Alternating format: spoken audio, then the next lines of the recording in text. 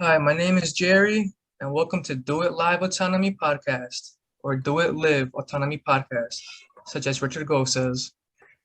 Today on our show, we are joined by Michael Nimitz, who will be my awesome co-host today as we talk about our favorite highlights from this past week. And later on, we have a special guest. I don't want to give it away, but it'll be fun, so stick around. Awesome. That's a surprise to me too. Thank you. Jerry, I'm so glad to be here, and I'm so glad to be your co-host. I'm glad you're taking this thing up and doing it. And I think we got a great plan for this show. So I'm looking forward to being the co-pilot. Thank you for being here, Michael. So we can get started, and I can share screen for the most recent event, which was the season, week number five's lecture. So I took some screenshots, and this is one out of the two that I'm going to show. So this one, there we go, that's better. This one is from the beginning of the lecture, where Richard Grove presented or talked about invisible problems. So, as the title says, moving beyond square one. So, like Newton's first law, it says that bodies at rest tend to stay at rest. So this one is bodies in motion tend to stay in motion. So we've been talking about fear and how some of us have analysis by paralysis, or if it's the other way around. Paralysis by analysis, yes. That's right.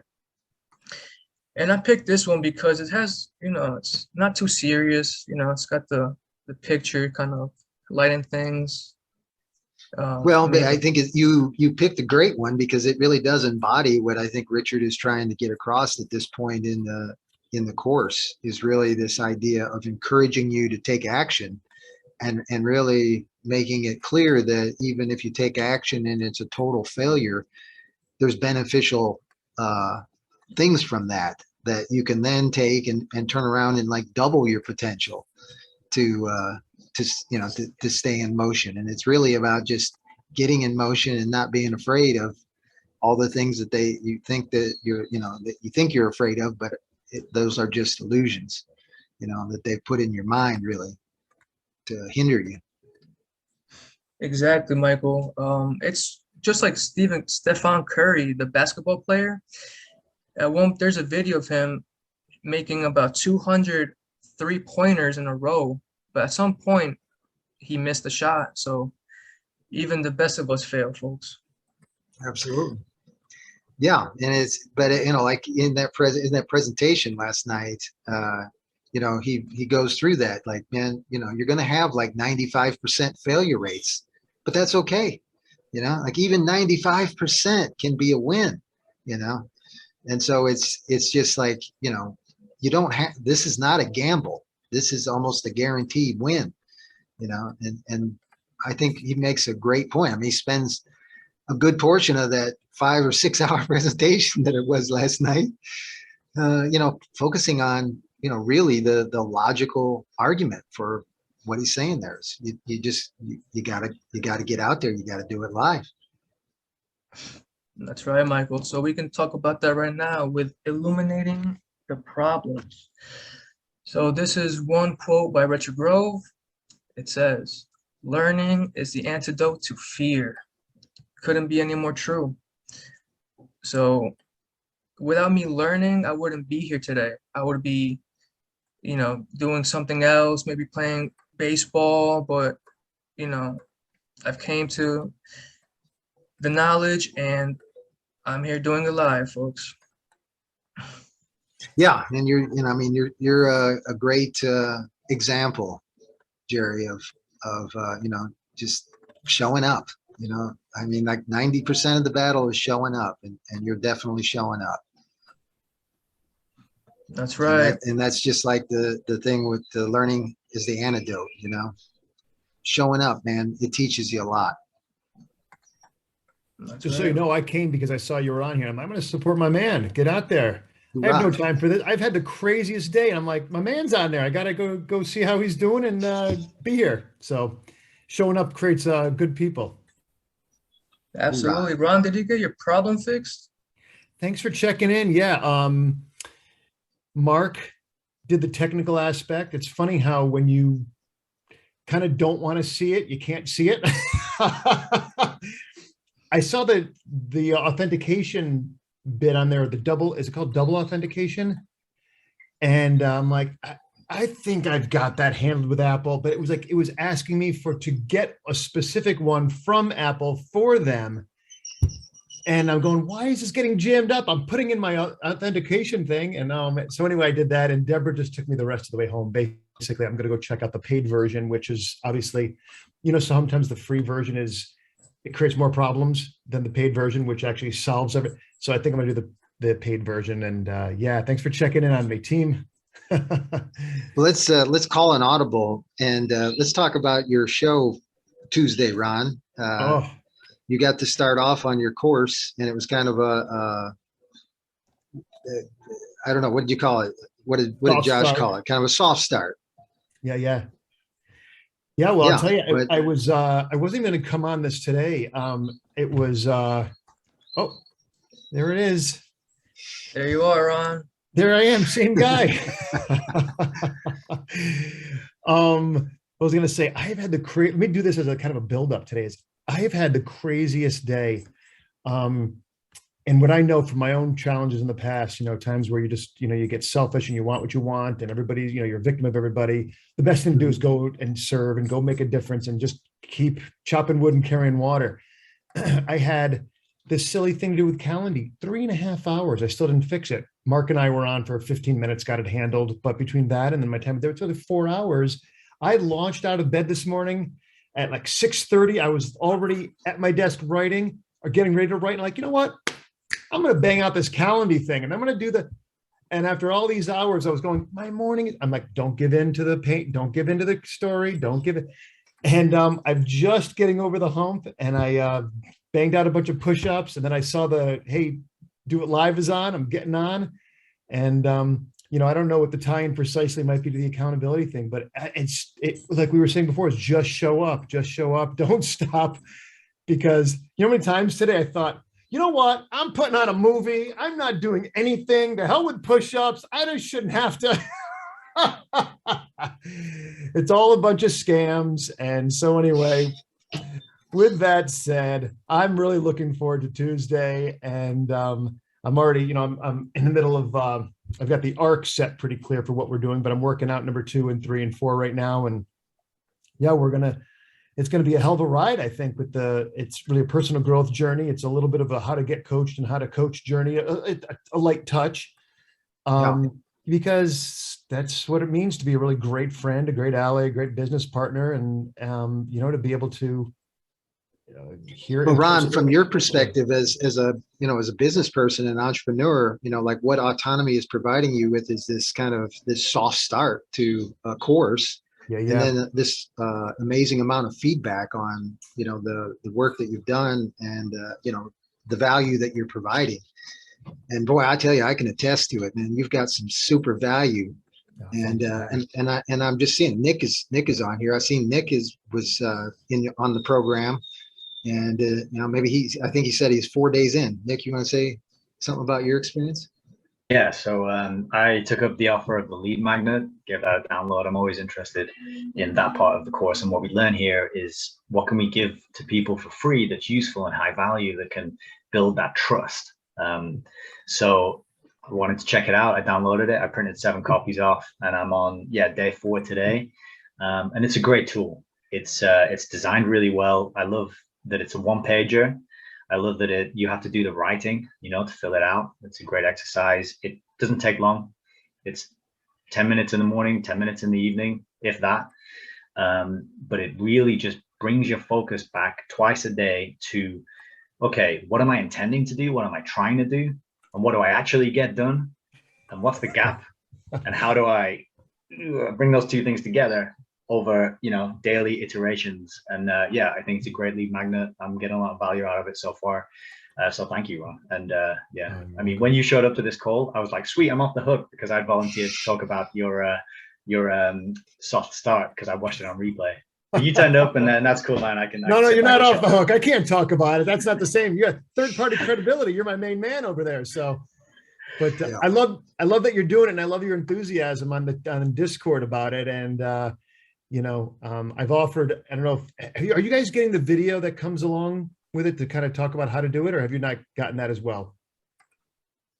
I believe there was a video in there, but I don't think I clicked it. I just went straight for the download, print it, start writing thing. So okay, maybe it comes in through, I'll talk to Joshua about how that happens, but we should make that available to you guys too, because there's like a 11-minute long video where I explain how to use it, and you guys are just running with it, because it's I think it's pretty self-explanatory with the one pager of everything else. But I love your enthusiasm on Discord with it. And don't you find half the battle is just like sitting down and just following through and doing it, right? That's the structure of doing it is half the deal.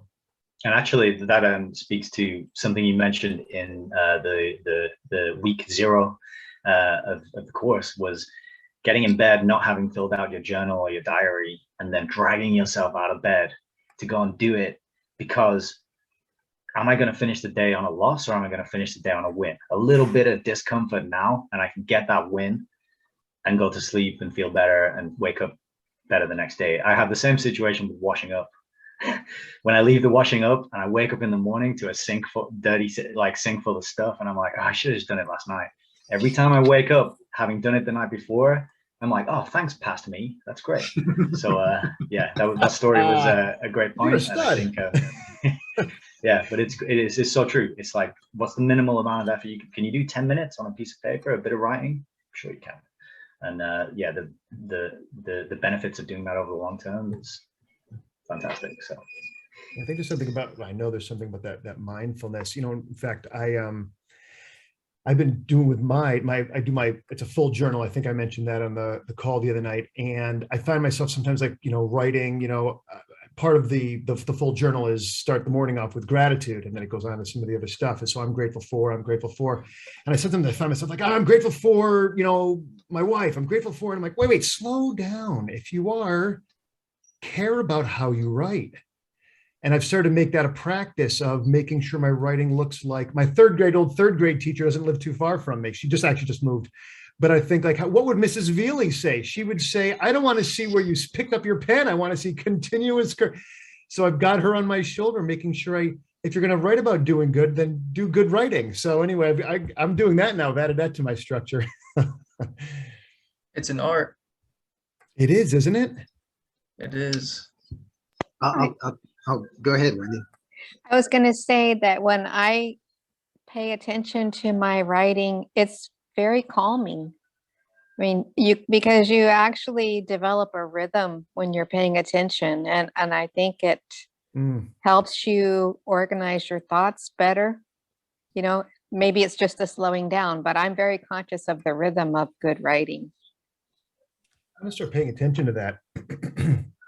Yeah, well, I mean, there's another thing that going to the copywriting clinic and having like Kara and Agnieszka as kind of references. It's also kind of fits in with the great books too, but the emphasis on the words and the meaning of words and the power of words. This is something that, I'm definitely getting education in here in autonomy. And I think all of our clients, from a client standpoint, what you get as far as the copywriting for your business product and representing yourself is this, kind of this building on trust. And Agnieszka, for example, she is just, such a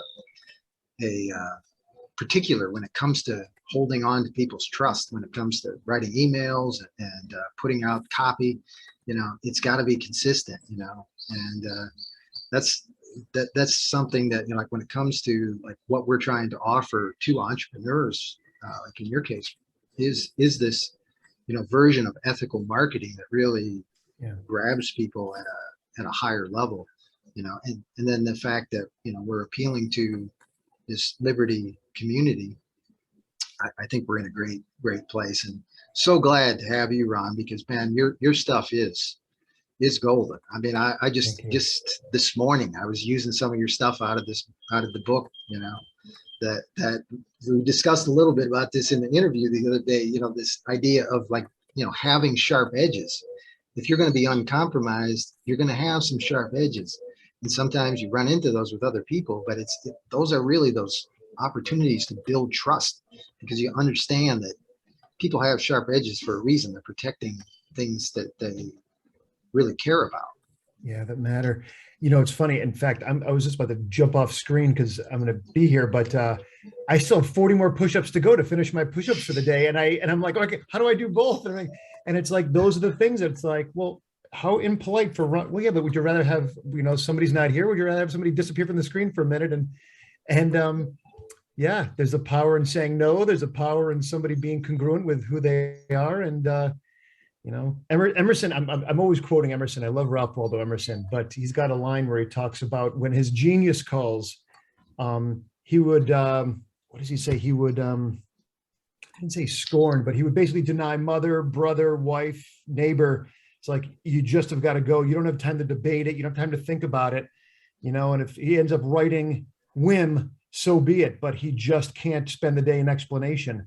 And boy, when we don't spend the day explaining ourselves, but rather living, well, I guess that's why we're all together here, because, hey guys, Rich and Lisa created something special that we're all, you know, attracted to, which is good and true and helping living out the best versions of ourselves and gathering with the same people. So yeah, thanks for your enthusiasm.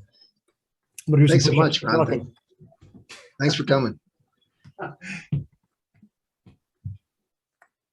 All right, let's go back to Friday.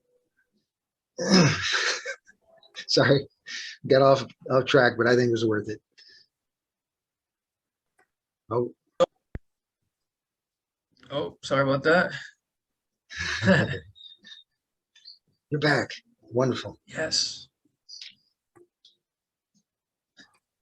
All right, we were talking about you know, kind of the broadcast last night, the course, and really the idea of confronting fear and the potential for that to be, you know, overwhelmingly good is super high. And that's one of the messages that Richard was coming across,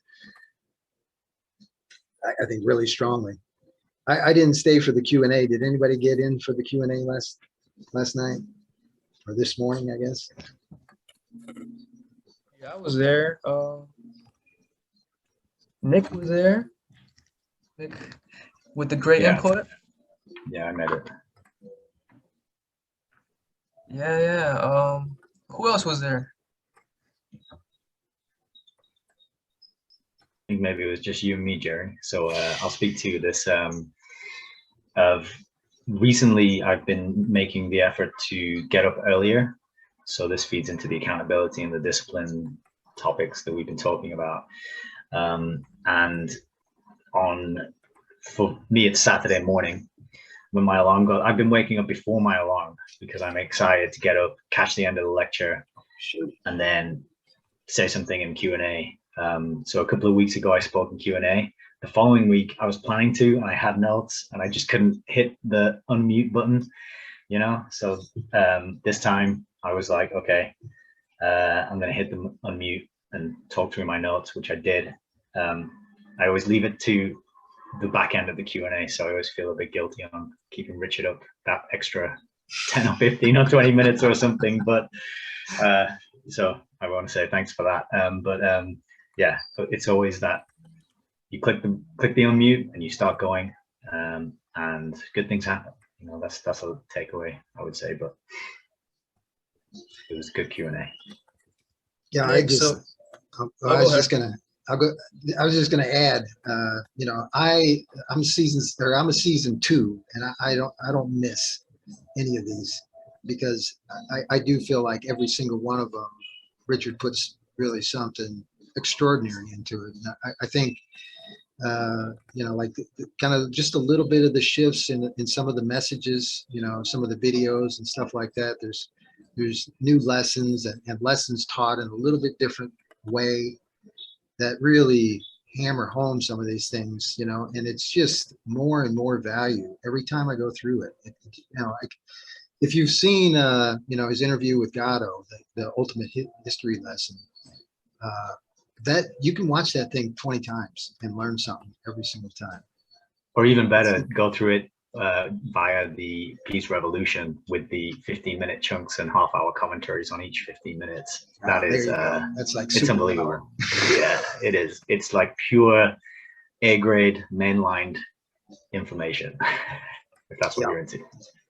Yeah, and you know the thing about Richard that I really value, and it really comes through with the Q&As too, is you know the gentleman like nature that he has. He is truly you know, an intellectual that appeals to you at an intellectual level, and always is offering you choices. It's you know, it's uncanny. I was talking to somebody the other day about this because let me just go on here for a second, because this is some, I think, some premium feedback on Richard. Is you know, they were talking about the exercises and why they're structured the way they are. And I said, well, did you get it when you came in? Was your discovery interview with Richard? And she said, no. Lisa, you know. I said, oh. Well, you know, I'll just tell you my experience with the interview with Richard was just life-changing for me. And I think that's what he's trying to bring across with this process of going through that interview in that way. And so it was, you know, I mean, there again, it's like, I'm just using Richard as an example, but it's one of those things where you can take that bridge if you want to or not, you know, but that bridge is you know, that information bridge does take you somewhere it's really powerful, you know, just the comparison. So I mean, that's why autonomy is so freaking valuable. I was talking to somebody earlier today explaining about autonomy and what I was doing, and I said, you know, I came across Rich from, you know, I don't even remember, it was sort of like, you know, came up in my feed somewhere. And though I didn't get into, you know, there's only so much James Corbett you can and then Ed Griffin, and he's like, okay, so I'm like, oh, this guy seems like, and I saw Tragedy Hope in the background, and you know, it's almost like a dog whistle. You see somebody with that in the background, you're like, okay, they're on the same page. That's not a book that accidentally ends up in the middle of your big bookcase. So, but what I found, and I don't know how actively you guys are listening, Rich and Lisa, but what I found quickly, even though I didn't grab a hold of doing stuff, watching a lot of Rich's stuff, was, oh, I could count on what he was saying was actually true. It was well researched. There was not a lot of fluff and conjecture. And if he did go down that road, which I think is important to do, is it appears as though this and that, your language shifts such that you realize we're leaving the reservation of what actually is, and now I'm putting dots together. And I try to do the same thing, but his research is just so fantastic, and that means I can trust him. That means I know there's integrity. And you know what strikes me about that is, you know, isn't that what we're all leaning on, is that degree of trust that this person is countable for whatever it is that they purport to be. And yeah, that's true currency. That's true. Yeah, currency. It's a great example for the community too. You know, I mean, this is kind of this speaks to this idea that I've been discussing in my blogs here recently. The idea that Maslow had flipped the Blackfoot Indian or natives, but TP of life, or breath of life, I think is what they call it. But it's a representation of their TP, and at the base is self-actualization. And then it's community actualization, and then it's cultural perpetuity. And each of those breaks into 4 areas. That's really kind of like the Maslow's thing, that, but in each area, you know, it's really different. But that's also what we're getting out of autonomy is we're being able to like self-actualize and then become part of the community too, you know. So it's like a rite of passage to some degree that we're you know, we're offering to each other. and certainly to the entrepreneurs, you know, because it is certainly the rite of passage. Ron, I had a quick question. So you have this saying, or you got it from somewhere else, that goes, your friend loves you the way you are, but your coach Loves you too much to leave you the way you are. Oh, that's amazing. Yeah, it was actually from, there was this, I'm going to do my Southern accent here, whatever Southern means, but there was this Christian preacher I came across 20 something years ago, and he had, it was on a cassette, and I just melted this thing, man. I just listened to it all the time. It was so good. And he said, ladies, your husband doesn't cheat on you because the other woman's more pretty. It's because of how he feels in her presence. And his point was, she's not nagging him, yelling, whatever. And of course, a man's got to be good enough to not get yelled at and nagged at. He's got to be a good man. But it was an interesting point, because we get this is not what happens. There's something else. There's another breakdown in the marriage. And he also said, we talked about parents. He said, oh, I just love my child too much to discipline him. It's like, no, you love yourself too much to feel the pain of disciplining your child. It's like, whoa, there's another mind blowing. And in that same speech, he talked about your mentor, your best friend loves you the way you are. Your mentor loves you too much to leave you the way you are. And I mean, I just think each of those three are just powerful, powerful distinctions. Good stuff. Yeah. If I remember his name, I'll look him up. I can't guarantee the quality of every speech he did, but whatever one that was, it was mind blowing. Mike Murdoch. Holy cow, it just came to me. Mike Murdoch. All right. Well, there you go. Happy searching. Awesome. All right. Do we want to go to Thursday night? Let's see if we can get through this week, this past week. Right. Thursday night. Let's do it. So we had, I think, the logic course. Tony's, is it logic or is it, God, I'm following it up. I've actually been kind of co-hosting through most of that. I missed this past Thursday, but it's been some good stuff. I mean, and it really has fit in great with, you know, for me, the Great Books Club. We're on Aristotle at the moment, so we're talking about logic at a really in-depth level, and Tony's hitting a lot on all the fallacies that are out there. And that's another piece about integrity is, you know, understanding, you know, how much of the, you know, like the common culture out there has kind of ingrained almost logical fallacies. You know, we're making arguments that are fallacious because we don't even know any better, you know, because we're just repeating it because we hear it so much that, you know, we gotta, if we're going to up our game, you know, when it comes to communicating with people better, you know, we gotta, you know, gain their respect by talking to them honestly and truthfully, you know, and that means getting rid of the logical fallacies that are in our own message. Yeah, like that ties into the week 4 and 5 week integration exercise as well, where the student could interview another student and present an argument. And this helps with critical thinking and making sure that their skills improve without fallacies. So yeah, I was there for the logic course, and I asked the question and he just went off. Like I had to, like, you know, I had to go speak with my supervisor. So, but was anybody there? I missed this past week, but was anybody there or at the Great Books Club or meeting? Yeah, I was there. You know, we were just finishing up with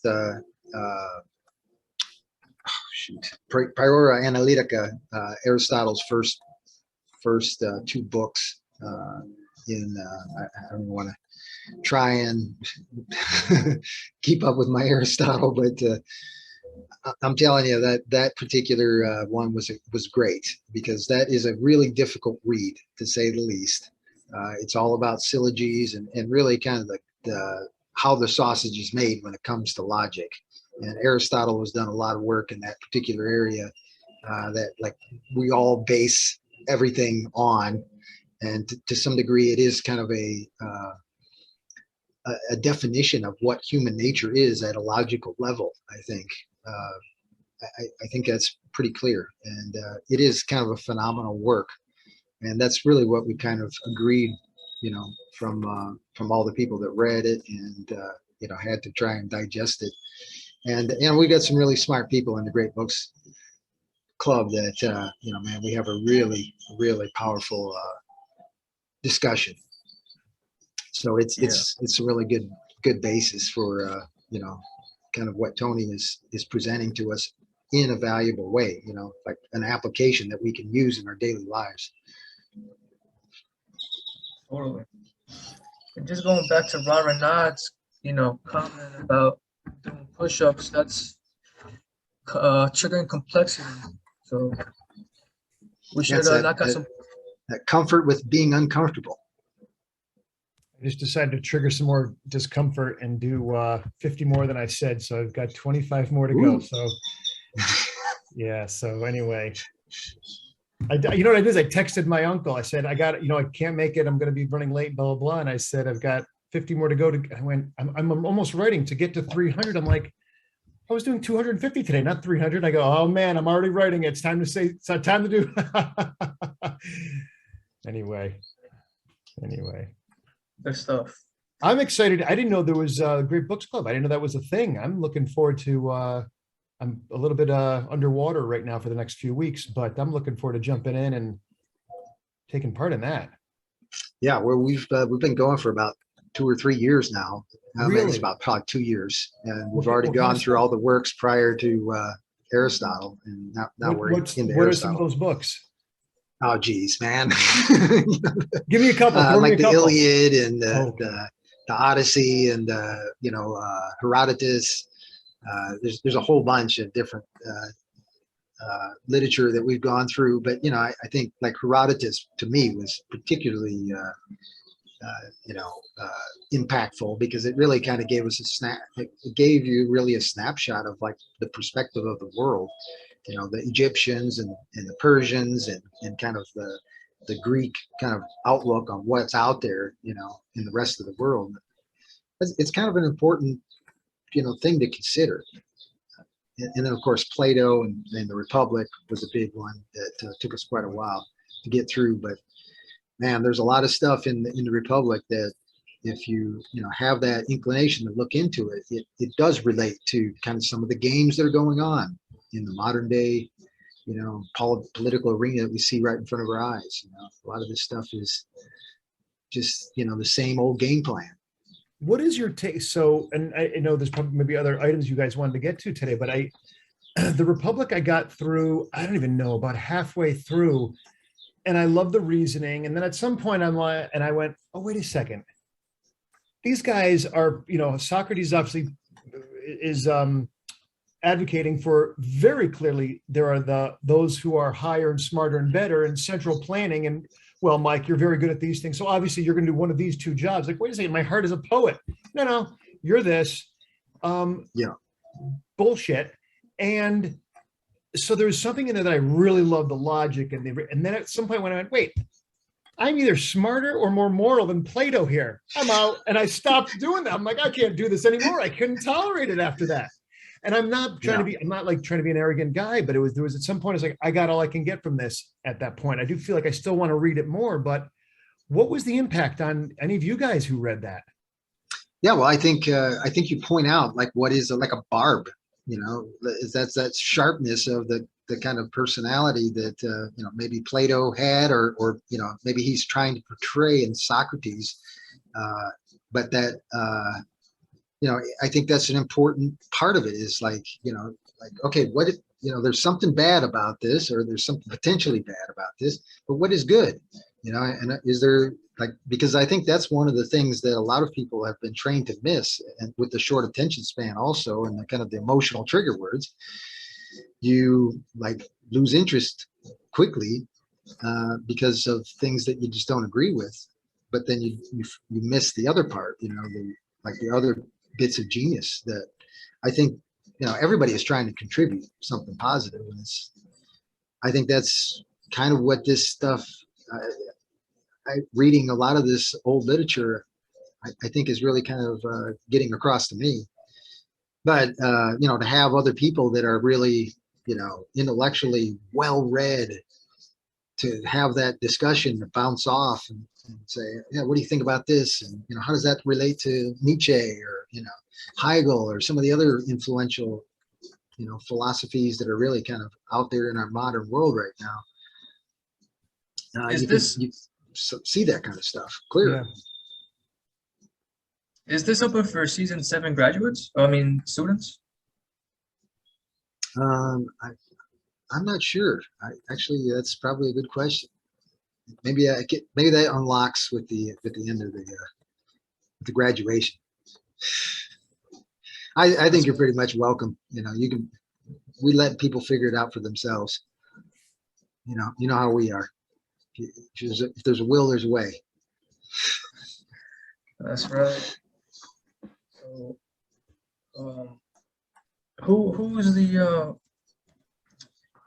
who's hosting it? That's Daniel McCarthy. Okay.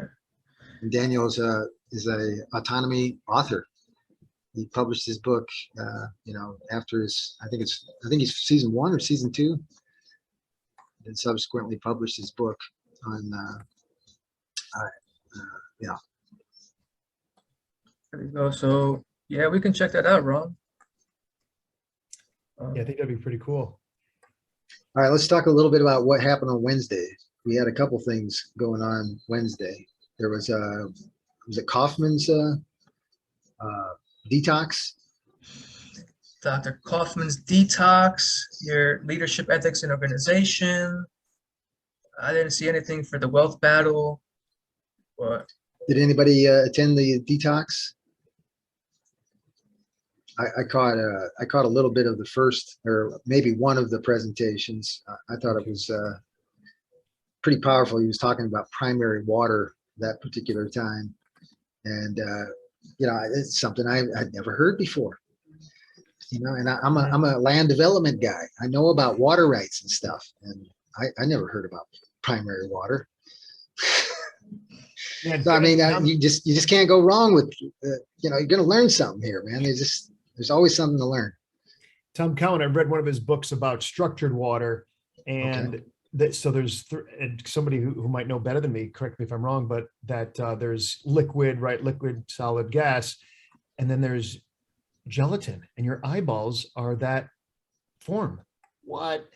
And that our body is composed of so much, hopefully, structured water. And, you know, you've seen those images, I'm sure, of, you know, frozen water particles where they put like love on the glass, and then it's like, you know, it's a beautiful like dodecagon triangulated way, and then there's one, it's like, you know, hate, and it's like all mashed, and that structured water, properly structured water, just is just nourishing in ways that normal water, certainly water with fluoride, water that just comes as stagnant in pipes, just can't be. So that was very fascinating, and I know he talks about that along with the detox conversation.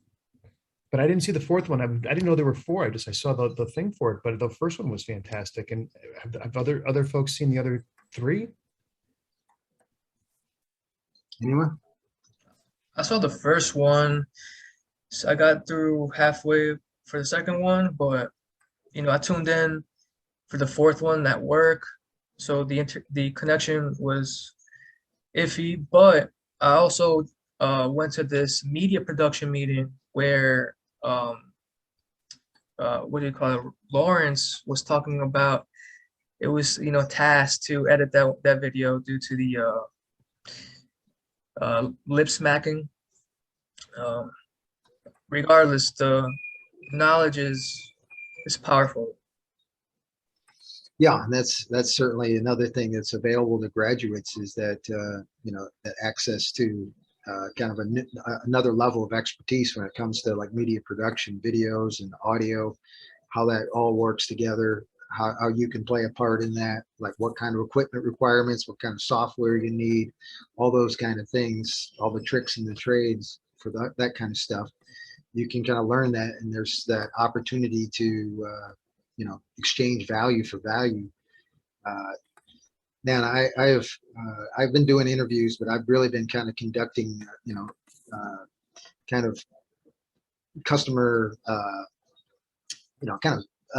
customer service kind of questions about like the experience of autonomy and what's going on behind the scenes with the graduates and stuff, and the production of what we're doing here. And I mean, we're just getting some really stellar responses and feedback. And I know we can get better, but we're going to get so much better. It's crazy, man. I just love where we're at. You've had a lot of referrals, right? Yeah, well, I am putting out a lot of videos these days, and I am getting a lot of referrals. I think I've bumped up my referrals by like 300 or clicks. I've been That's awesome. getting clicks on my, on my affiliate link. So I'm definitely moving in the right direction on that one. That's awesome. But I just want to talk a little bit about leadership, ethics, and organization. We had Thomas Friedman on talking about his Pirate Box and Pirate Stick as a new product that one of our autonomy graduates is offering out there. We had a really good discussion about what Thomas's background is, and who was involved, and kind of the idea, and then where it got from there, and how autonomy played a role in it. It's quite an interesting story, and it's just it's another example of how you come to autonomy, and you take some action, and lo and behold, things are happening. And Thomas has got a long way to go, but he's got a lot of people to help and support him. And we're not going to let him fail. I mean, and even if he does fail, we're going to pick him up, brush him off, put him back on his horse, and get him going again. Yeah, there's a lot of projects, right? I do want to take my time when doing these projects though.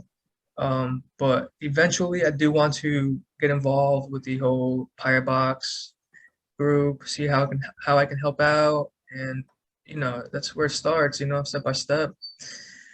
So I think Ron just knocked out like 20 push-ups there. How you feeling, Ron? I'm trying to be I'm trying to hide, but I can't. Otherwise, I disappear. Anyway, I just got to 300. So there you go. Jesus. Ron kind of helped me out. He let me read his book, and man, I told you, it definitely made a change for me, because I started doing push-ups. I sent him a thing and said, I'm doing like 100 push-ups a day, Ron. Oh, well, let me tell you, back at you. So you got me going. So the truth is, I'm naturally a thin guy. And I can, like anybody else, you can get more muscular, and that's fine. And I just want to be strong. Well, anyway, I fell off the radar for my own working out for a while. I hurt my elbow, and then you just stop doing everything. I started running again about 2 months ago, and you and I interviewed, and you're like, Ron, thanks you so much. Your book is great. You got me doing push-ups for the first time. And I went, son of a gun, I got to start doing push-ups. So you got me going. Oh, sweet. Yeah. So thank you, man. It's truly an honor to have an influence on you, Ron. Well, back at you, brother. You got me going, and it's teamwork. I'm grateful for you. So look at it, Mutual Admiration Society, and anyone can join. Awesome.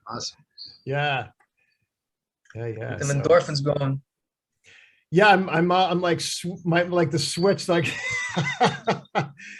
But this is good. I mean, I like the intellectual version. I am so excited for this book thing. You can't believe it, because I always feel like I'm reading these. I've not read the Iliad or the Odyssey, but I feel like I read these things and there's no one to talk to about them. So there's other super nerds out there as well. So that's cool. Yeah. Yes, we've got them. And it's awesome. Yeah. Cool. Okay, so like Tuesday, go ahead. the other thing that happened, Chris Jansen has a show that he calls, I get the support. What is it? The Sport I'm Network? gonna put it up right now. It's called End Evil. Oh, that's his podcast. Oh, that you're talking about something else? Well, he has we kind of have or he has a meeting on the autonomy schedule on Tuesday evenings. It's the Support Network, I think, is the name of the thing. But Chris is usually holding it down. He's kind of the anchor. He's got kind of a topic to discuss, but he kind of opens the floor, and we have a really kind of a roundtable discussion about what people are experiencing, and a particular topic comes up, but it might be something like, dealing with an angry friend, or having a circumstance where you can't seem to get past the conflict with somebody else, or maybe a conflict with yourself, and we have a discussion about that. It's really a powerful experience. And Chris has got a background in kind of group training and teamwork building, and I think he does a really good job of facilitating everybody participating, and That's cool. everybody getting something out of it. Did I see under his video, it said something about contrails? Was that like a fact checker? So he must have been, was he talking about chemtrails then recently? I think he, on his podcast, he's got that End Evil podcast, and he has a bunch of different guests. That's But cool. I think this past week or two, he's been on a series about contrails. Awesome. Awesome. It was about chemtrails, but Chemtrails, kinda- I'm sorry. oh, you're fine. That's the fact checker influence. that's it. Thank God we got a pilot and a co-pilot here. Yeah, funny And also thing. on Tuesdays, well, go ahead, Jerry, I'm sorry. Yeah, I was just gonna say that, like, even going 1 week back, he was talking about, having his meeting for the True Care Support Network at the same day and same time as your first accountability episode. So I'm glad that it didn't fall on at the same time. Yeah, me Yeah. too. I mean, I'd love to hear what he's up to. So that works, right? Yeah, Yeah. yeah. I think there is a currently a conflict with Agnieszka's thing, but I think those are one of the things that there's choices to be made in autonomy, and that if you don't catch the thing live, you can catch it on tape. I think in many cases, I know Chris's, he doesn't do a recording because he feels like it's kind of a personal nature, so he doesn't want to he wants everybody's comfort level to be a little bit higher. Okay. But I think Agnieszka is kind of the same, and Ryan is actually here. He's co-host with Agnieszka on the Spiritual Revolution thing that's on Tuesday. Ryan, did you want to say anything? Yeah, I sort of unofficially became the co-host after a while, I guess. The choices to be made thing is a big one for sure. Like some days, for example, for Spiritual Revolution, I would love to go to the Grand Theft Auto Town Hall, but that's just not as worth it to me. I actually find with a lot of the discipline stuff that you guys are talking about, like I'm in many ways very purposely undisciplined at this point because I did the whole like David Goggins style of thing and all that. And there was a clip, what was it called on the lecture? Let's talk about the guy who like would spend 3 hours in bed because he was too cold. And eventually he, worked so hard that it affected his relationship and he had to stop. And I was like, yeah, I can relate to that. And that's like why I won't do that anymore. Because when I hear any of the stuff about you got to be disciplined, you got to do all that stuff, all I hear, all I remember is like, this is the thing I got addicted to, and all the horrible stuff that happened. So now I have far more of an attitude of like, for example, I'm not going to be someone who's going to work out every day because what is that actually going to do for me? I'm not someone who's really bothered anymore by things being dirty in the morning, because what apocalyptic thing is going to happen if I don't do the dishes the night before? The answer is nothing. So all of my time and energy is incredibly focused, and I just don't care about any of this superfluous stuff anymore. And certainly I am less disciplined because of it, but I'd rather do that than essentially destroy myself to meet some arbitrary, not guidelines, arbitrary metrics that don't really mean anything other than maybe at best vanity points. Yeah. So I just kind of don't bother with that anymore. I do think I could do a little bit better than I'm doing, but to be perfectly honest, I don't think being super disciplined is all it's cracked up to be, and I've lived that. So well, I think that's another beauty that we have here. I mean, it's like, I think one of the things that I love as a definition is love is allowing people to be themselves. To feel comfortable being themselves, and I think that we've got that kind of space here in autonomy to have differences of opinion on ways that we value things and what's important to us, and I think that's a healthy thing. So I really feel like that's what Agnieszka brings to the table too, is kind of we've got a intellectual side to autonomy that's super powerful, but we also need an intuitive side that's super powerful too, and I think we've got that. Speaking of intuition, I know in the Discord chat, Ryan had posted a music video where Wendy replied and said, "Oh yeah, that was great, because of the emotional roller coaster that I want to see. It was a great song." And then he also posted the rewards. I checked that video out before hopping on the podcast. Definitely check that out, y'all.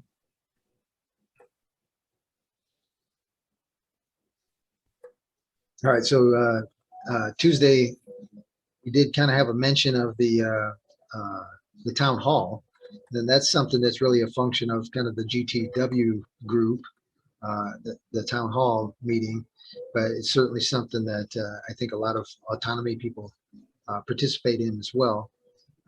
Tony is kind of leading the way on that one, which is it's another opportunity to kind of interact with Tony, and there's a lot of kind of feed going on that it also kind of accentuates what's going on with GTW each week, because there's information coming out of the membership on different things and different stuff and new videos and all that kind of thing.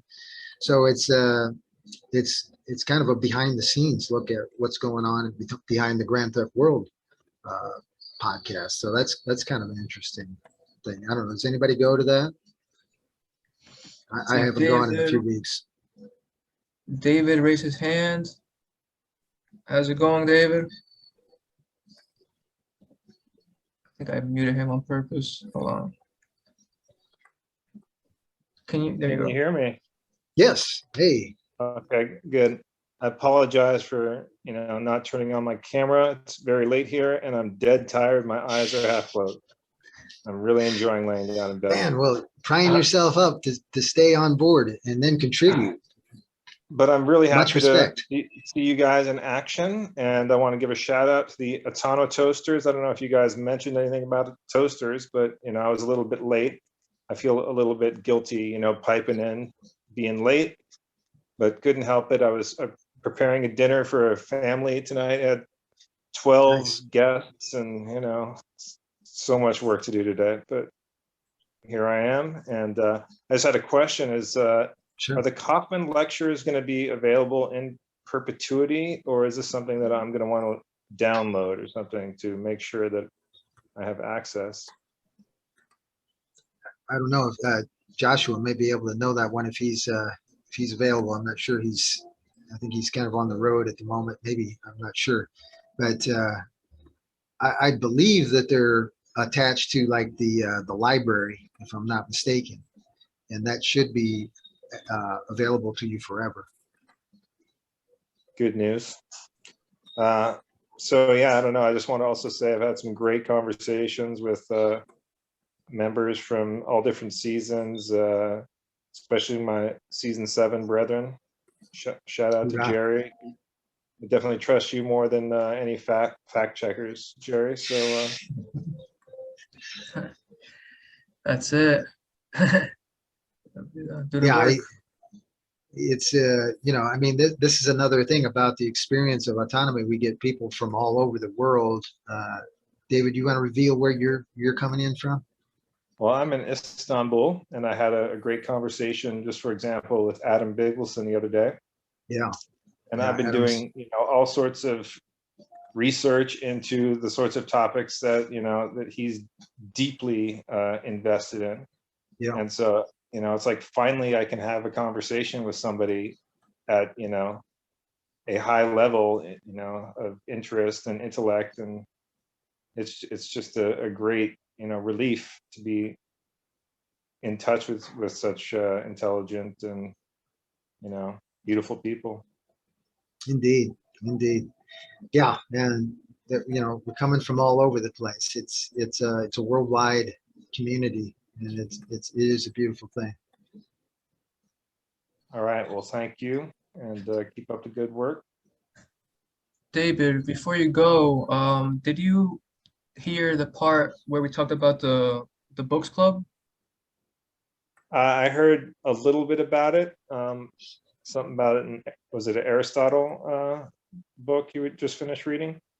Yes. I'd love to get involved, but again, being in Istanbul, the being able to participate live in a lot of the events is pretty difficult right now. So, you know, replays I'll be looking for if I can find them, and also, you know, maybe just catching up with some of the people who attended, you know, in meetings or toasters. I'm on that server, so I'll invite you to that server. Cool. And you'll be able to access the recordings and stuff. Appreciate it. I just found out, you know, I'm going to be teaching 3 grades at my school next year: English 9th, 10th, and 11th grade. I got a whole bunch of books I need to read, some Shakespeare. I should review.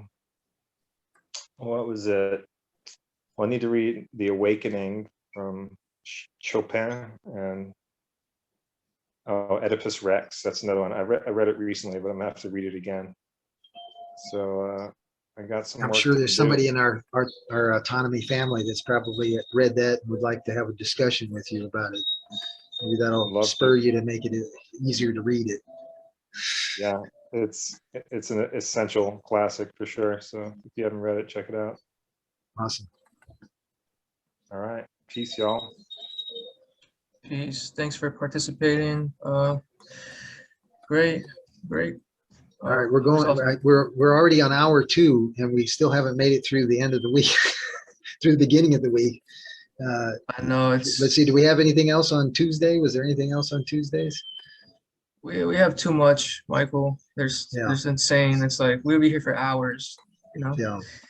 But I know Monday. So Monday, what I think there's something going on with the artist on Mondays. Nick, was that something you was involved with too? Shoot. No, I'm not sure what that is. Okay. Artist on Monday? Yeah, there's Jesus.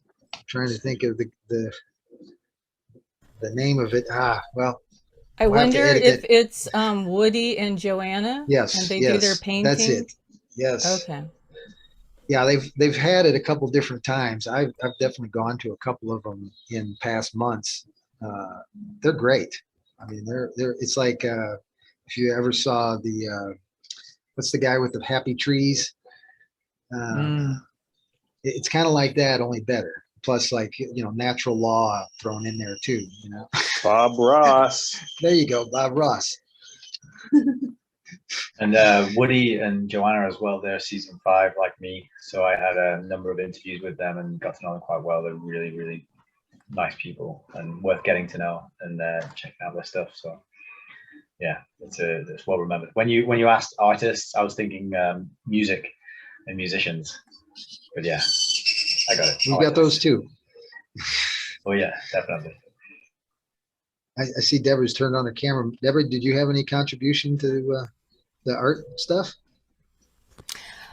I have watched one of their videos on YouTube, and it was just kind of fascinating that they had one person who maybe signed up for it, and so he was there, but then like a bunch of his friends started coming in, and I don't know, they were like in their 50s or 60s or something like that, and I'm like, wow, what this is really cool. So I just had to keep on watching it, and so then I had to click off, but I guess he was having a painting party and he invited his friends. I don't know, but I always like to watch what they end up making, because they have something you need to draw, and then Woody draws one, Joanna draws one, and you know, everybody's perspective is different. Yes, so, and then they talk about natural law in between time. So yeah, it's a very interesting conversation, along with some, you know, interesting painting techniques. I think they're primarily working with oil, but I don't know if they've graduated to other forms as well. But it's still really informative and you know, kind of heartwarming at times. I think I've engaged in a couple conversations during that show, and I thought they were, you know, really you know, empowering. And so, I saw they got a new website. They updated their website. Yep, they've got a website out there, and they and they're really, I think they're doing an art show, and there's a connection between the art gallery that owner that Richard knows that connected. Yes, in Colorado, right? Yeah, I think that's coming up Colorado this summer. Right, right. Hey, and then Chris's group, I think, is called True Care Support. True Isn't Care that Support. What yes. It is. So, yeah. Yes, that's great. All I know right now. Thank you, Deborah. Appreciate that ad. So, yeah, thanks for participating, Deborah. Yeah, I have to check that out. Like, you know, shout out to Mark Passio, and go check out the One Great Network. I know Joanna's on there, I want to say. I don't know about the other member. And Chris is too. Chris Jensen's over on the Mark Passio's network. Yes. That's right. I'll do a little shout out to Project Management TNT, which happens in the morning time on Mondays, 9:45 a.m. Eastern time. This past week, I had Vishal join me. We talked about, shoot, what did we talk about? But it was so, I had such a great conversation with him about, you know, a few of those things on project management. Well, I actually came from the Q&A. We were talking about fear in the Q&A. And so I had a few little pieces of advice, but we kind of walked through something that, you know, dealing with fear and showing your confidence are actually kind of the same thing. And, you know, we kind of talked about some of the techniques involved and how they're common. They are both, like each on each side are kind of the same things, you know, like posture and, you know, just being prepared. Did you record that while you're in the dojo, Mike? No, I think that was on, it was on a Zoom, but, right. But I've definitely got another one coming up that I think is going to be powerful. We'll wait until the end here. So let's get to Sunday, and we got GTW. You got some clips for us, Jerry, on GTW? You know, Michael, to be honest, I could show a clip, but I just don't know. Like, it would be random, but we can try. Yeah. Let's give it a shot. I mean, I don't think there's anything bad on there. This. We just show you how to get there. We're only live. All right. This might be a good place. Let's see. Do you got the sound turned on there? I'm not hearing it. Was that Michael? I'm not hearing the sound. Let's see. You may need to re-click on your share screen and click on the okay. sound. Thank you. All righty. Programming question There you mark? I go. don't know.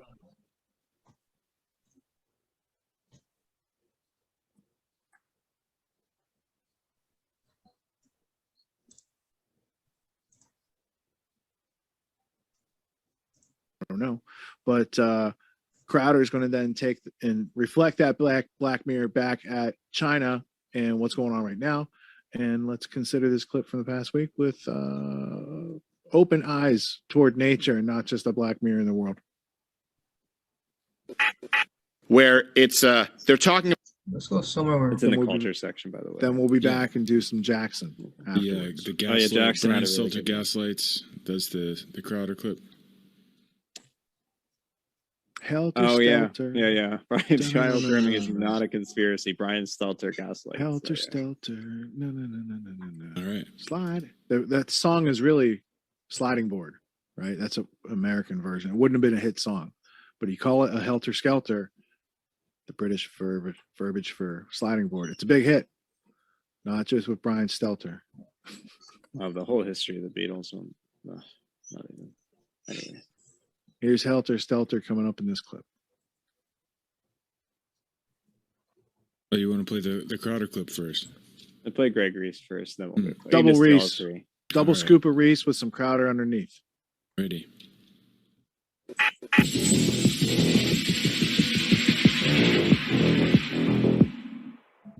Meet your new Supreme Court Judge, Ketanji Jackson. In every single case involving child pornography, Judge Ketanji Jackson has been lenient and openly sympathetic with the perpetrators of child rape pornography. Christopher Michael Downs openly bragged about molesting his 13-year-old cousin. He was arrested for trading videos of child rape, including children as young as 2 years old. Judge Jackson gave him the absolute bare minimum sentence.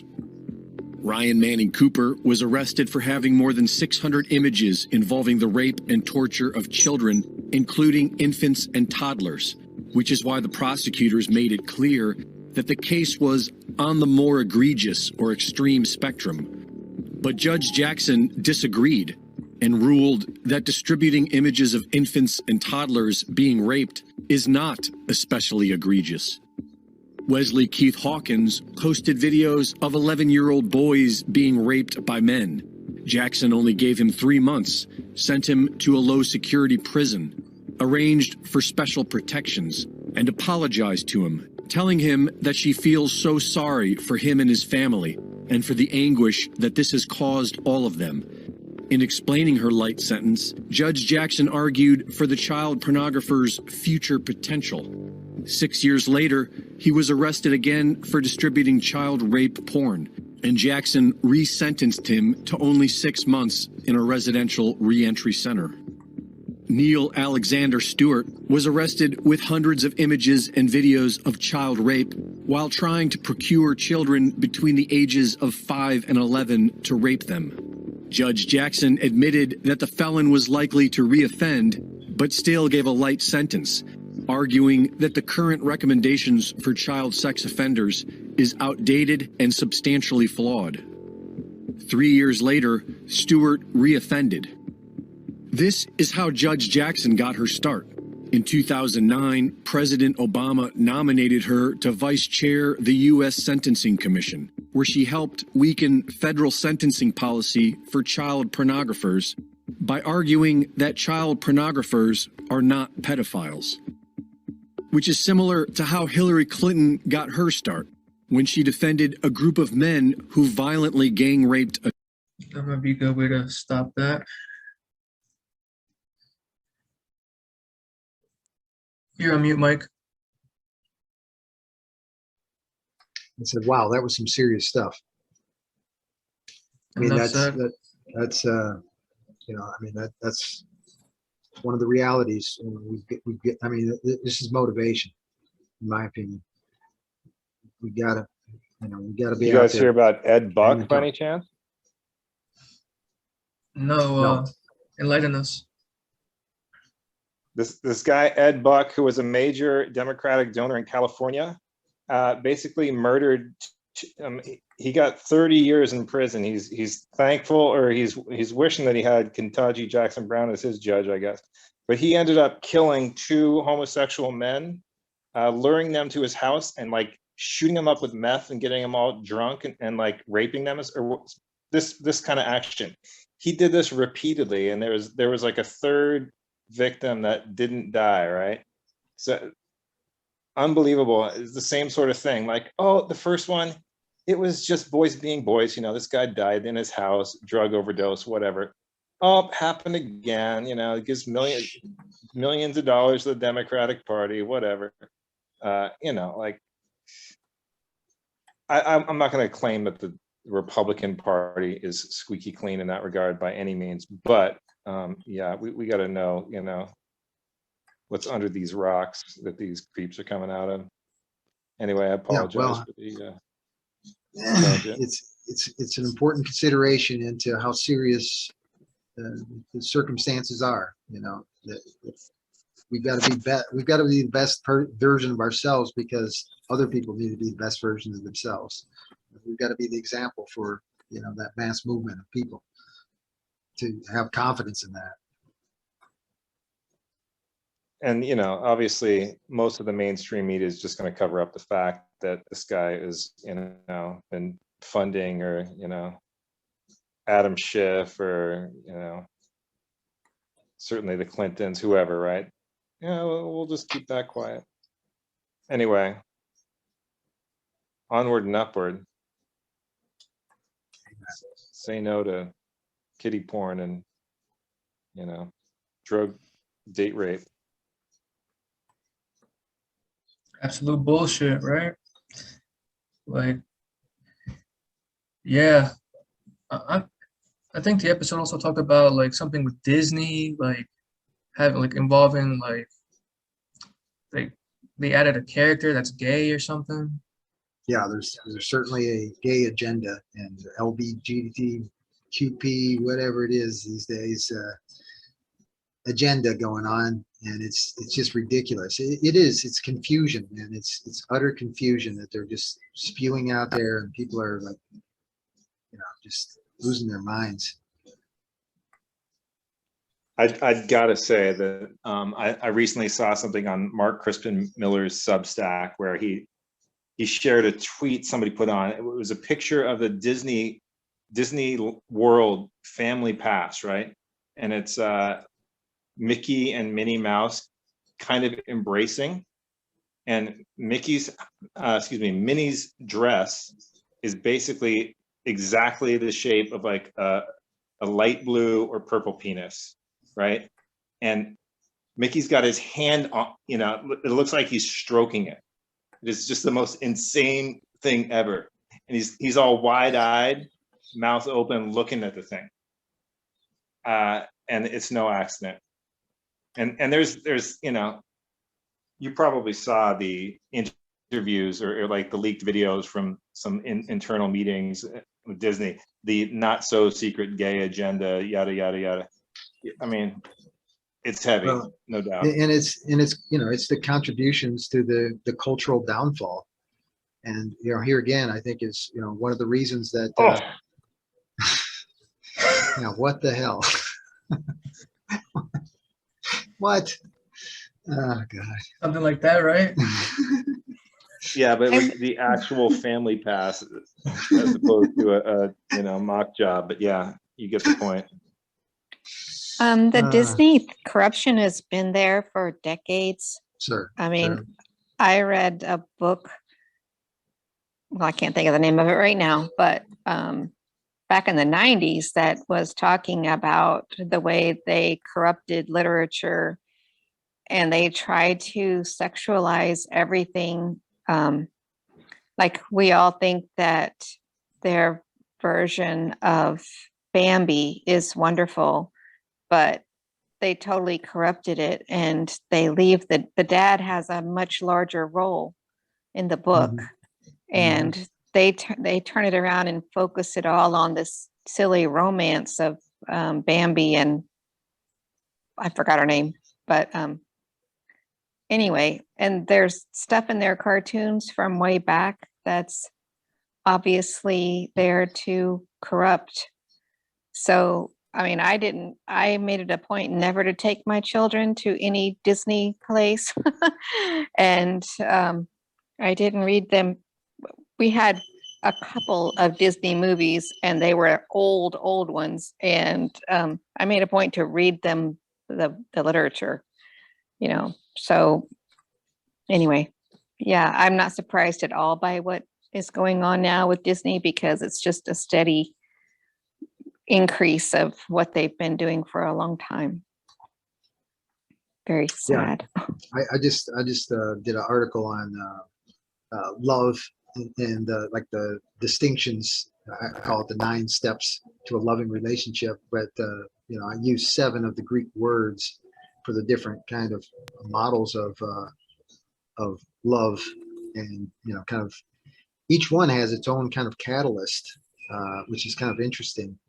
But one of the things about that I didn't put in this particular article, but I did discover, is that that's the one thing that Hollywood never puts in their movies, is a love of yourself.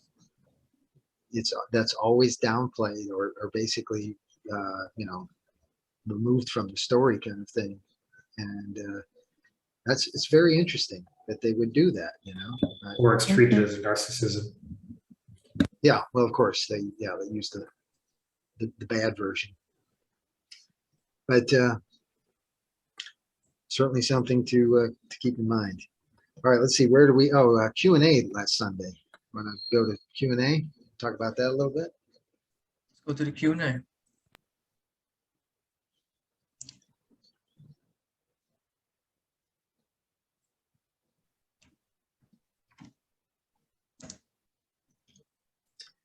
I've had the opportunity talking to people this last week about you know, some of their favorite things about autonomy, and usually the Q&A is one of the things that a lot of people respond to positive, you know, have a lot of nice things to say about it, really feel like it's something that they really find some value in, and it is it's a great interaction.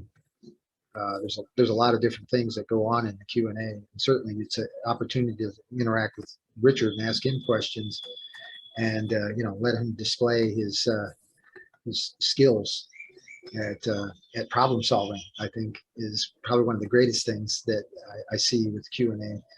But it's also a great place to interact with each other, because we do have a breakout session, and a lot of people love that too, because that kind of does break the ice in a lot of ways. That small group, and maybe anybody wants to comment on that, but that small group that you experience in the Q&A with the breakouts, and then coming back and getting the opportunity to kind of explain what happened with whatever the discussion was. Generally, I see a lot more engagement and a lot more enjoyment. But does anybody have any thoughts on their Q&A experience?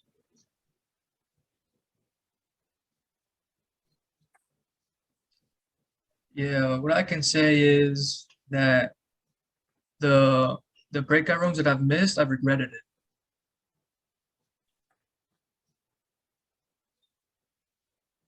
Yeah, I've just had, you know, as far as my experience with it, you know, I'm kind of running it, plus I'm trying to participate in it because it is so, you know, important to me. I love getting in there and talking to my fellow classmates and fellow graduates, and you know, it's a nice mix.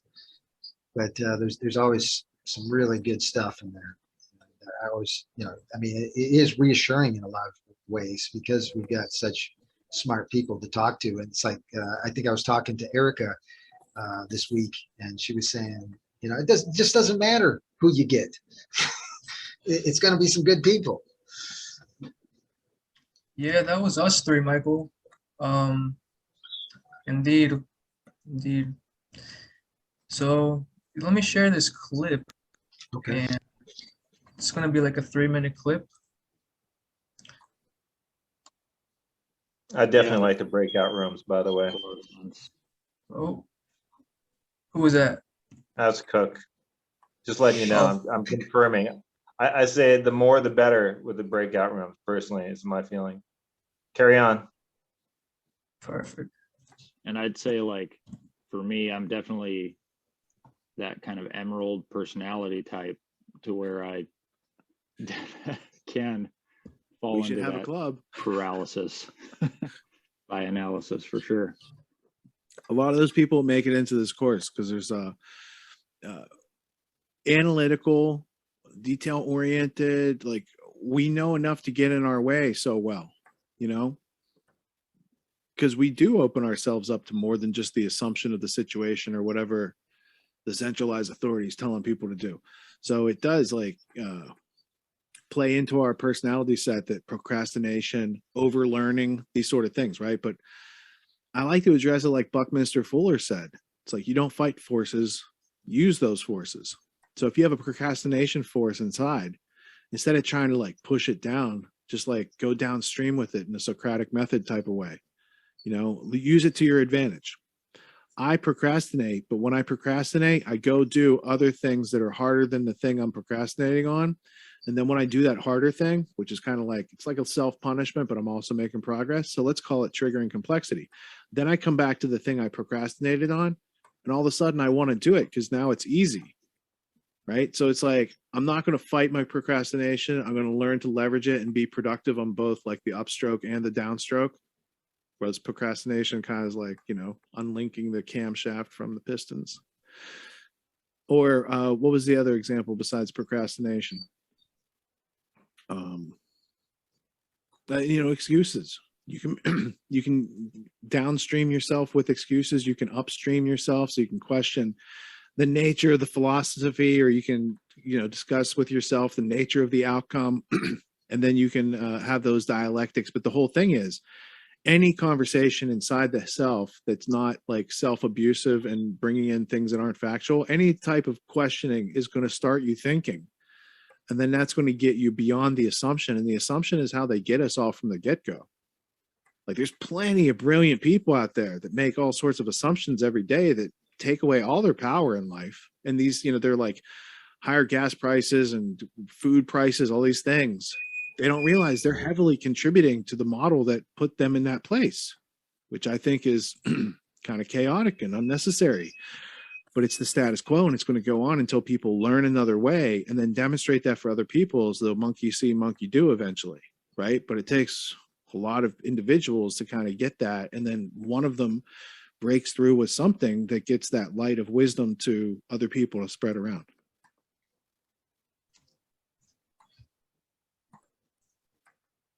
Ooh, good clip. Good clip, Jerry. Man, I'm telling you, it goes even further to about 25 minutes straight fire.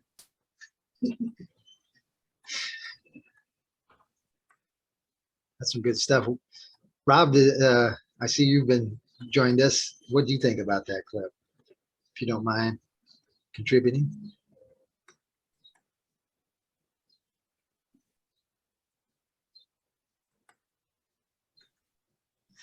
You might be busy. Yeah. So yeah, you know, he was talking about at the end, like how, you know, people in autonomy, like you have that one person that kind of spreads wisdom or talks about wisdom. Like I think that's you, Michael. No, I try. I do try. And Yeah. hopefully I succeed some of the times. Yeah. You know, I'm just staring at this breakout rooms icon right now. It's like, it's tempting. And we're going to do a breakout and do it live. Now the problem is it kind of cuts off the video. All right, well, let's talk a little bit about the last couple of things that we didn't talk about. I think we did mention AUTONOTOASTERS. AUTONOTOASTERS is one of the things that happens on Sunday morning. I think it's 10 a.m. Eastern time. AUTONOTOASTERS on Sunday. That, you know, AUTONOTOASTERS is what we call it, but I think it could probably, I mean, we're thinking about changing the name to something more like presentation practice, or perfecting your presentation. The idea being that, you know, it is the opportunity for people to make their best offer and learn how to present that, with a lot of feedback when it comes to, the visual presentation and the speaker and public speaking presentation, all the knowledge and skills and abilities we've got within autonomy. This is kind of a way to get out in front of those and get some really solid feedback when it comes to, your polished presentation. If you're a little bit unsure of yourself, that's one of those opportunities. And I will kind of mention that a lot of this stuff is for the graduates, but every season, we've got a good mix of graduates coming back again, and new students coming in. So I'm speaking to those really, and then for the students, this is just they've pretty much got to focus on just staying with the course. I think David wanted to say. It's plenty.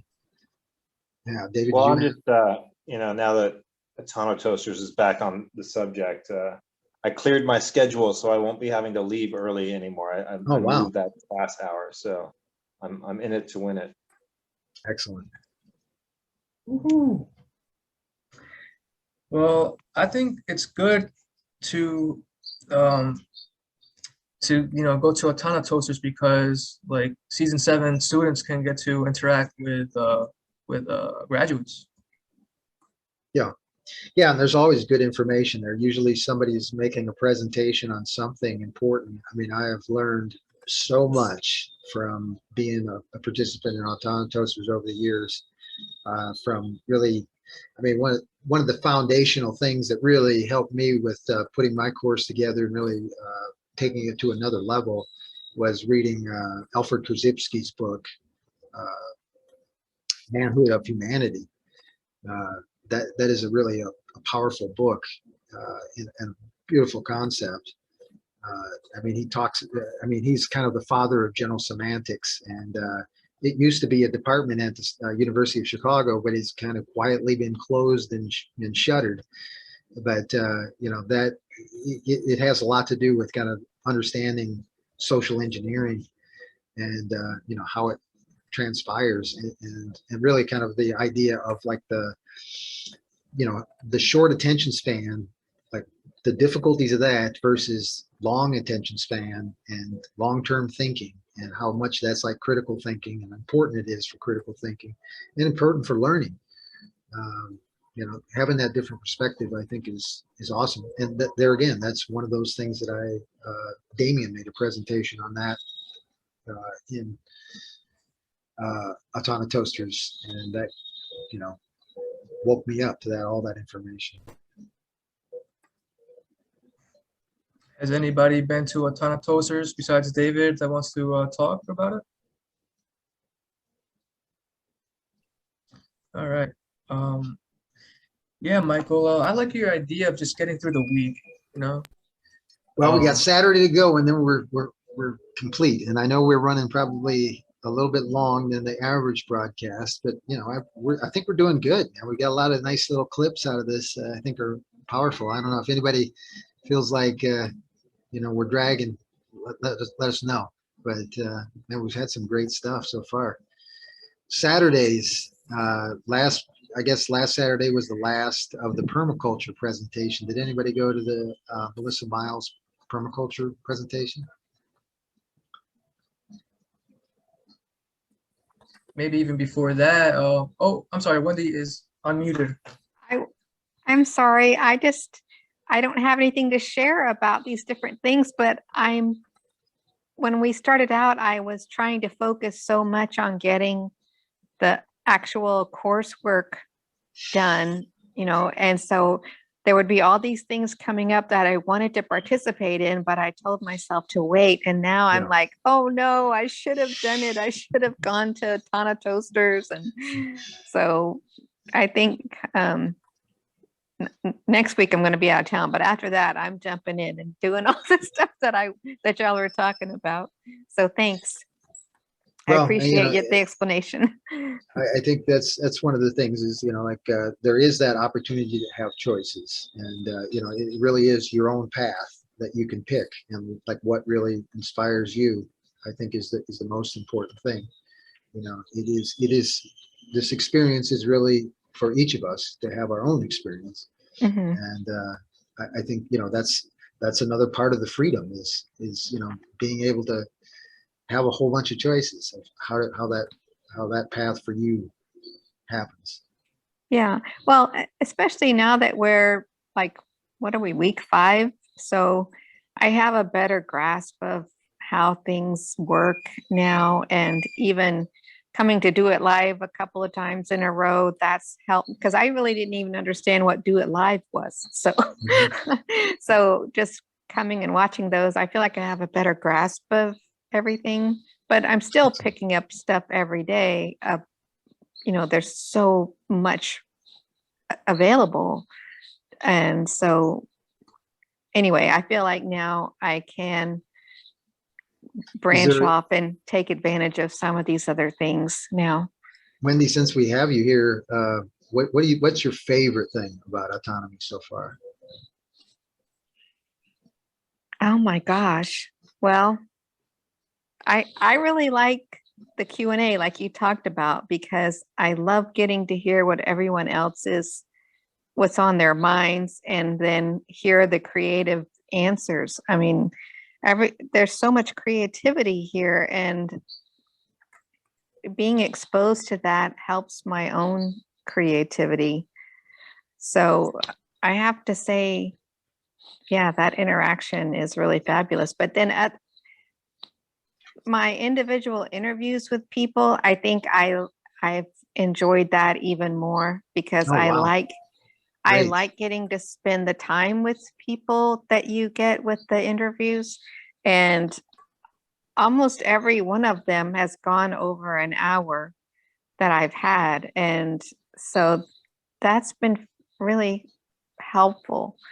And do you feel like you're able to communicate about yourself, like talk about yourself more and more accurately? Yeah, I worry that I'm talking too much.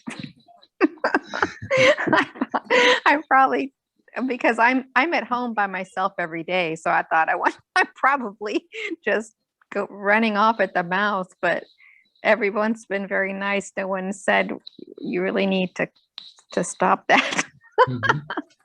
But yeah, I've enjoyed getting to know people, and I haven't got to talk to David yet. I still need to schedule with David, but it's funny, I was telling my children, oh yeah, well, this morning at 5:30, I talked to Ahmed in Saudi Arabia, and then at 7, I was talking to Marcin in Poland. And they're like, gee, Mom, what are you doing? But nice. The funny thing with Marcin, somehow we keep talking about marital relationships. I think because I'm older than most of these guys I'm talking to are like 30 years old or something, and so I guess I look safe. And I've been married a long time to the same man. So so anyway, that's been interesting to me to see that that's something of value that I have to trade, I guess, that they want to talk about that. So yeah, that's a long answer to your question. Sorry. All right, I've got one more, and then I want to get somebody else. I want to get Nick's contribution too, and maybe Rob's as well, and maybe anybody else wants to get in on this. How about what's been the most difficult thing?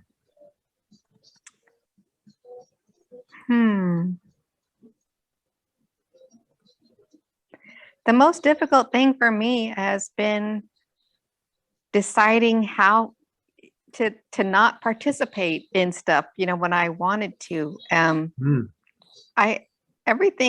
It's been easy for me to understand. I mean, I just had to get the lay of the land, so to speak, with it whenever I first started.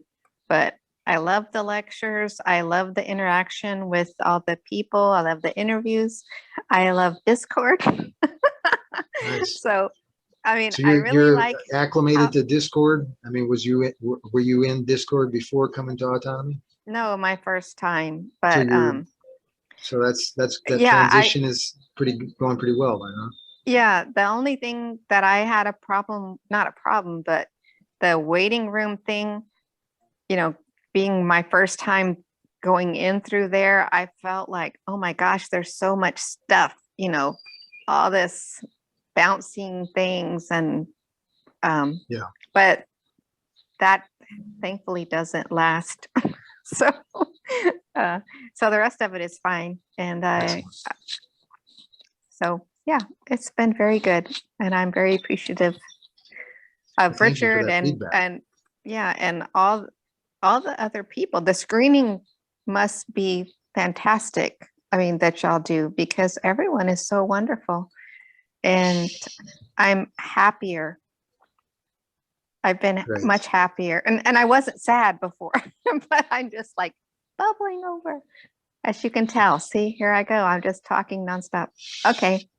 Well, it's all I'm good muting stuff, though. myself. I'm muting myself. I'm That's going to excellent. follow up with you about Bobby Boyce, because you mentioned that to me Okay. as a Yeah. comment. To me. So, Yeah, we need to have an interview too. Yeah. So let's do that. okay. All right. Thank you. Bye. Nick, did you want to say anything? I'm off mute. I was just, I had a conversation with Wendy earlier, and earlier in the course, an interview, and yeah, it was amazing. It was wonderful to hear about the wisdom, the lessons learned. But something I mentioned in the Q&A this morning, or yeah, I think it was the Q&A this morning, was about like wholesomeness, and that's really missing. You know, we talk about the Disney sort of stuff earlier, and then the GTW clip. It's like the remedy to all that stuff is the wholesomeness, putting that back in, putting the good role models back in, and the good standards of behavior, and the excellence to each other, you know. So I think that's really, yeah, Wendy, our conversation was awesome. I really appreciate it. Hope we have another one soon. And so that's why I was smiling and nodding along when I was listening to you share and talk earlier. I was just kind of like, yeah, you're in the right place. And yeah, it's really good to get to know you and have you here. Awesome. Thanks, Nick. I'll ask you, Nick, what do you think about what's the most difficult thing for you in regard to autonomy? That's a good question. I think really asking the question of yourself, what are you capable of? What can you do? What levels of improvement can you reach? What standards can you set for yourself that are realistic? And having never really asked that of myself before, you know, actually sitting down and being encouraged to ask that question seriously and explore that answer, it's like difficult, but it's the work, you know. It's the kind of it's almost the labor of love, huh? Yes. And that actually brings me to the other thing I wanted to mention, Mike, which was your blog. The blog post, you quickly skipped, you know, mentioned it, and then we moved on very quickly. But that was a wonderful post. It was a really powerful bit of writing. I'm learning, man. It's the copywriting people. They're teaching me. But yeah, I would really like to just underscore that, and I think anyone here listening should check that blog out and read it and really reflect on the contents, because it was powerful. So. Yeah, man, that one I definitely put a lot of personal stuff into, because I think there was a lot of stuff that were written specifically for specific people, including myself, in that particular post. It's a lesson, you know, primarily for myself more than anybody else. But I think it's some good stuff. Yeah. Thank you so much. Can we get a link to that? Yeah, it's the Respirar Acapulco blog spot at I don't know. Jerry, do you have you pulled it up. What's I am the? sharing it right now on the Discord chat. Okay. All right. Thank So it's you. out there. No problem. Yeah. Thanks so much. Anybody else want to throw out any thoughts about favorites or difficulties in autonomy? We've had some great responses so far. I can definitely say one of the more difficult things for me is adjusting my filter. I tend to, at least, I tend to be a very unfiltered person. And I prefer other people, or I like to encourage other people to be, well, I guess authentic. That's essentially what being unfiltered means. Yeah, as far as I'm concerned. But at the same time, you know, I have a like there's a way to go way too far. Well, maybe not way too far, but like too far with it. So I know that can be off-putting, but it's sort of like, all right, well, am I okay with that or not? And then on the other end, especially this season, I've been like, you know, more willing to open up more about some of the crazy things that you know, like that I do and that I have experienced and whatnot, little by little. So that's been interesting because, you know, I feel insane every time I bring any of it up. So, but I'll vouch for you, Ryan. I'll vouch for you. But like, yeah, for me, I've learned that it's a pretty necessary component of everything I'm doing is, you know, of all the interplay between mental and emotional stuff. And if I've learned if I don't do the whole pure authenticity thing, everything gets jammed up and doesn't work after a while.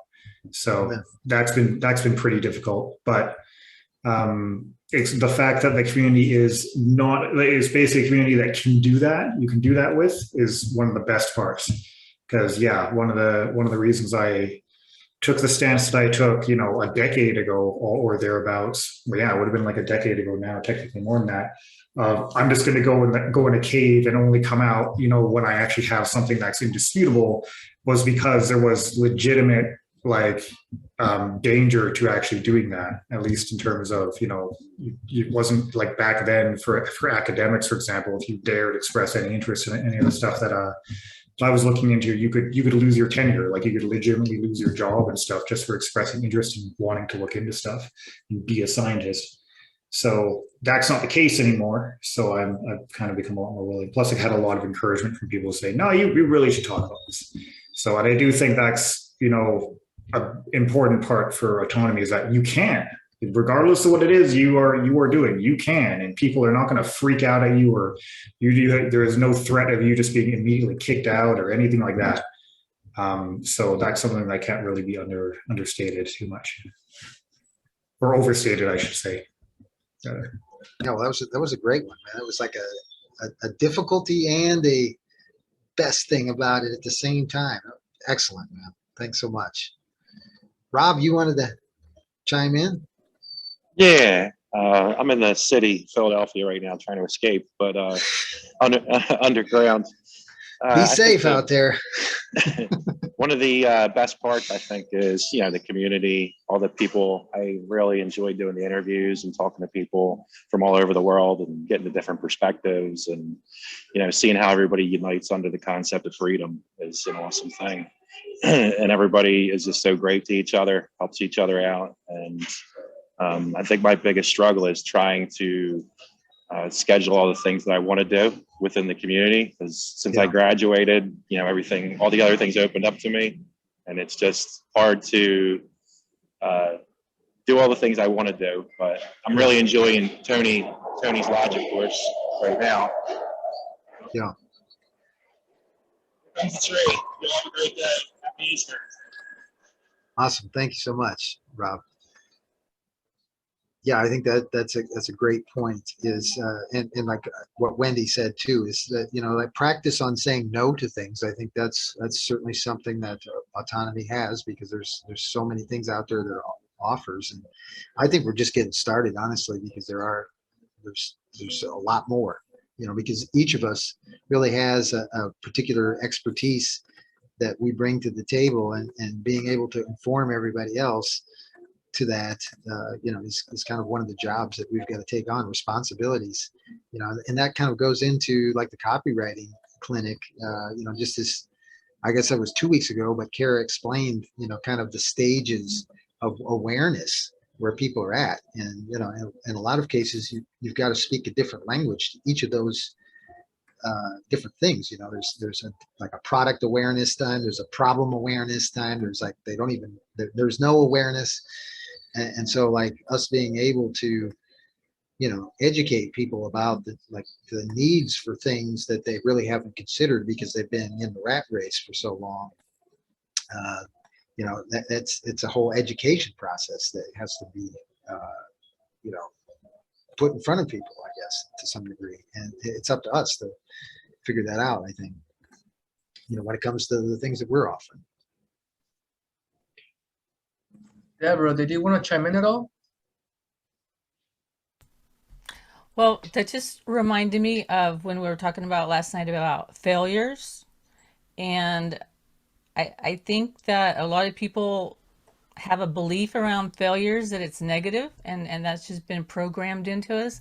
But you know, as we saw last night with minute detail, the failure really isn't anything bad. It's actually like part of the way that we get to where we want to be, like with our offer, with helping who we want to help. And so you know, just a few, you don't need everybody to like what you do. You don't need everybody to take your offer. You just need some people. And so that percentage, you know, to go after, looking at it in a different way, like with Babe Ruth, how he struck out 65% of the time, but that other percentage of the time, like that's what got him famous and got him to do his passion. So I always like to remember that. It's just incredible. So to be able, it's a great place to check your beliefs. What are they? And we come in with a lot of them. And another one I think is that we feel that we might be behind if we haven't listened to every single lecture so far when we first start out. And that's really not a failure either. That's just a matter of the time when it works out for you to pick up the information. And thank goodness everything's on replay. So it just takes a lot of pressure off. So yeah, and there's a nice structure for all that, you know, stuff. So like it's in different categories in Kajabi files and stuff like that. So the libraries and stuff are there. And then as you become a graduate, you get access to a whole bunch of more information. But it is really, you know, it's there to take at your own pace. You know, it's a buffet. Yeah, and then I've just been having a great time meeting everybody. Like I got to talk to a lot of people on my screen right here, and it's just, I'm very excited to know that there's more people who we get to collaborate with. That is very exciting to me. And Wendy is my next door neighbor, and I'm in Missouri. She's in Kansas. She's going to be moving to Arkansas, which she's going to be another neighbor just on another side. You've always got somewhere to visit. Yeah, exactly. And then Jerry, he's not a neighbor at all, but you know, he's just a Zoom call away, like Nick and David and you down in Mexico. So technology, the good part of technology is we're able to collaborate and to get serious. And we have a lot of things that we need to work our way out of and to build our way out of. So autonomy is a great place to do that. Absolutely. Yeah. And of course, the Saturday, I think the last thing we got to talk about for Saturday is the Do It Live. And we've done one more edition of Do It Live. We've got some, Jerry, is there any other thing that you wanted to talk about? I mean, we talk a little bit about the Discord and what else do we want to talk about? Is there anything else? Oh, Cafe Rustico. We could talk a little bit about that if you want. Perfect, Michael. Pet project, volunteer project for you. You read my mind. Floor is yours, Michael. So, well, it's actually one of our fellow alumnus, Agnieszka's really an idea. She's a great idea person. She's a great intuitive, and she came up with this concept that it kind of fits into a lot of different things. But it's essentially a coffee shop. It's like a hostel that I'm actually going to interview Agni on Wednesday on the Leo show. We're going to talk about Cafe Rustico and in particular her therapy. I'm going to give her a testimonial in regard to a lot of the things that she does. I mean, she's got a big plan for kind of a health retreat down here. And, this is just kind of like the early version, the kind of the first steps, the kind of the demo model, and just going through it. We've got so many good things to offer. And then of course, collaborating with all the people that are in autonomy, it's going to be this opportunity, I think, that people that are offering courses and have things to offer can come down to Acapulco and be a part of something where we've already got everything set up for you. You can just push out whatever workshops or seminars or ideas that you have, and there's a willing audience to do that live in person and do it in a really beautiful setting, and then do it for people that can come from all over the world. I think it's a really interesting opportunity. But Jerry is going to be kind of the social media manager, I guess, as a kind of a volunteer project. And I think again, we're kind of leveraging the knowledge and information that's available here in Autonomy and Autonomy Unlimited. The sky's the limit. Yeah, I wanted to bring back the copywriting clinic for a second because okay, sure. So I noticed your post or your article about the one that we were discussing that Nick commented on, and I read the about, and I have to say the copywriting on just what the page is about blew my mind.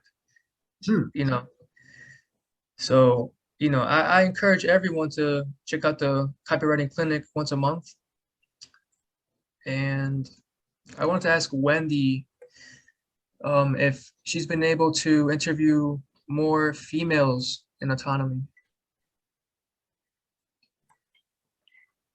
I haven't interviewed as many women as men, that's for sure. But I talked to Deborah, and I talked to Erica, and there was another one, but I can't think of it. But I'm just gonna have to go search them out. I thought I could easily go find all the people, and I really wanted to get through season 7 people first. And I thought that I could just go on the sidebar there in Discord, and it seems like they're not all there. I must be doing something wrong, but I need a list. So I need a list to see who's in season 7 of women, so I can say. I think your best bet is to I'm not sure if this is actually the best bet, but like the Q&A, you can click the the members, I think, and that you'll get a list of all the people that are in there. That might be one way to get a list. But that will be both season 7 and previous seasons too. Oh, yeah. So that's something. Maybe you could go into the waiting room. The waiting room where all the new season 7 people that's pop what I need into. to do. And there was Chelsea. I had an appointment with Chelsea, but then it turned out she had a conflict. So I'm going to follow up with her. But how many women have you talked to, Deborah?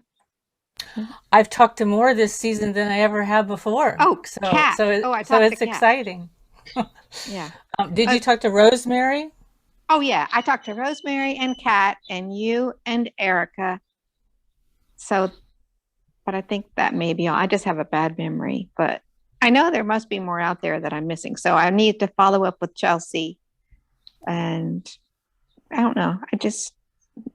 Maybe I'll go dig through the waiting room list and make a list and share it with everyone. That's not a bad idea. Yeah. That's one of the rules. When you think it up, it's yours. Yeah. You're responsible for it. Yeah. So I've enjoyed all the women too. And so it's been great. I just love getting to meet everyone and be on the same page, I mean, have totally different lives and everything, but still be on the same page, which is amazing. So, okay, I won't ramble on this time. I'm not sure if there's gonna be like, like a Navy SEAL training, like one person is like the honor, like he's like the leader or something, like he's the number one out of the class. Platoon If guide. there's yes, I think he's called the honor man. Okay. And if there's like one person, Wendy, like that might be you in here. So yeah, let's see. Ryan is still here. Awesome. So guys, we've been at 2 hours. I know. Yeah. I don't want to long. Yeah. Well, let's see. Did we catch everything? Because I think we wanted to talk about Discord. I do want to. I mean, is everybody feeling good about Discord? We actually are doing some kind of research on possibly like an alternative and like a backup kind of structure. So that's kind of somewhere out there in the works. But at the moment, is everybody having a good experience with Discord? Is any real positives you're getting out of it? Want to mention anything? I mean, for me, I'll just say Discord is something I really do want to pay more attention to, and I have really tried to.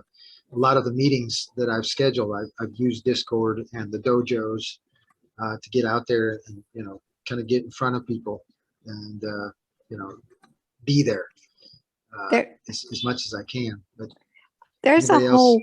Oh, I'm sorry. There's a whole wealth of stuff in the different hashtag things, whatever you call them, in Discord. And just on autonomy, all those hashtag things. I was just looking at those this morning. I'm like, oh my goodness, I didn't even know this was here. I had looked at like Canada and EU and all that, but then you can scroll on up and find sales and all kinds of helpful promoting stuff. yourself. Yeah. Yep. Yeah. Yeah, there's a lot of good stuff in there. Mm-hmm. And thank you, Jerry. That was very sweet what you said. No worries, Wendy. You're definitely active in the Discord chat. So I don't know. Do you guys feel like should we take a break, Michael? It's up to you. I mean, I think we're having a good time, but I don't know how much more it is anybody want to take here. I think 2 hours is probably about good. I'm definitely going to cut out real soon, but Okay. In terms of Discord, I think it'd be fabulous if somebody who felt that they were really skilled in using Discord from our community did a little workshop somehow, just a one-off workshop, 1 hour plus Q, or even like half hour plus Q&A. Like, if you want to get the most out of Discord, here's what you need to know, and blah blah blah. Because I'm too old. I think I'm not positive on that, but I think there might be something like that in the Kajabi, in the class, like the preparation to the class, the pre-class stuff. I think there might be kind of an introduction to Discord. I think Joshua might have put that together, but I don't know. I might have to take another look at it, but again. it was brief, and part of the problem is that I'm also in the Grand Theft World Discord, so I'm still getting some notifications from both sides, and it says mentions, and I don't know what the hell that means. I'm mentioned as somebody calling, referring to me, and I just don't know what the hell's going on. So I'm just frustrated with it. It's only useful for me for trying to connect with people. Yeah. I can't keep up with the chats. Yes. I don't know. It's not interesting. It's not interesting to me. Well, it's another one of those opportunities to practice no. You can say no to things and just. Right. And so, it's even one of those things. The thing I do like about Discord is you can leave like a little message in there, and you can hit like the little "Don't disturb me" button kind of thing. Mm-hmm. And those are options that might be helpful, in that regard. It would be great also if people were more inclined to put some sort of an image of themselves up on their Discord, so like, oh, I know, like from a Q&A or something, you might recognize them. oh, that's the person who asked that question. I'd like to talk to them or whatever, you know. Yeah. A little bit more social responsibility amongst the community in terms of like putting yourself out there. I don't know. This is something that I learned from this gentleman down in Australia. The first, you know, basically the first day. I wanted to talk to him about his drone work that he was doing down in Australia, and he's like, "Oh, you don't have a picture." I guess I forgot. Like, you don't have a picture, and he's like, "All right." He was all kind of grumpy about it. I was like, "Okay, I'm gonna get a picture," you know. But I'm the only. I'm not the only one. But I had one more thing I wanted to share. It was slightly unrelated. You know, I'm teaching some adult English lessons, and I've had the student for over a month now who, between every word when he's trying to speak, he's always going and I witnessed him working with his previous teacher. She didn't comment on this. I made a note of it.